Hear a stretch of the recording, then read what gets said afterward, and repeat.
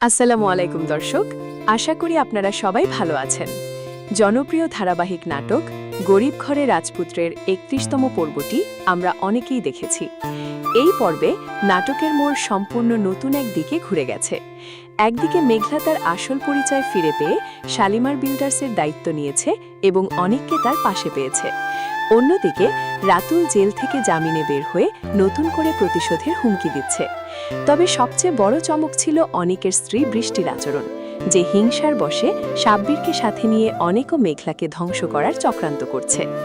আজকের ভিডিওতে আমরা আলোচনা করব আগামী ৩২তম পর্বে কি কি ঘটতে পারে এবং এই পর্বটি কখন রিলিজ হতে পারে। ৩১তম পর্বের শেষ দৃশ্যে আমরা দেখেছি পূর্বাচলের ১০০ একর জমির নিলামে মেঘলা ৫০০ কোটি টাকার ডাক দিয়েছে।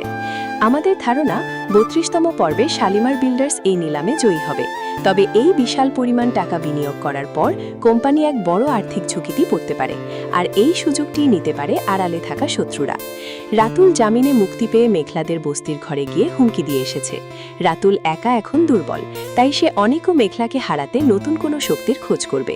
খুব সম্ভবত রাতুল কোনোভাবে বৃষ্টি এবং সাব্বিরের এই চক্রান্তের কথা জেনে যাবে এবং তাদের সাথে হাত মিলিয়ে শালিমার বিল্ডার্সকে ধ্বংস করার জন্য একটি ত্রিপক্ষীয় জোট গঠন করবে। অনেক এখনও বৃষ্টির এই রূপ সম্পর্কে সম্পূর্ণ অজ্ঞাত।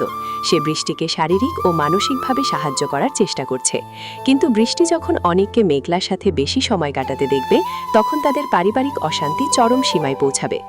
অনেক হয়তো একসময় বৃষ্টির এই পরিবর্তনের আসল কারণ বুঝতে পারবে, যা তাকে মানসিকভাবে ভেঙে চুরমার করে দেবে। দর্শক, আপনারা অনেকেই জানতে চান নতুন পর্বটি কখন আসবে।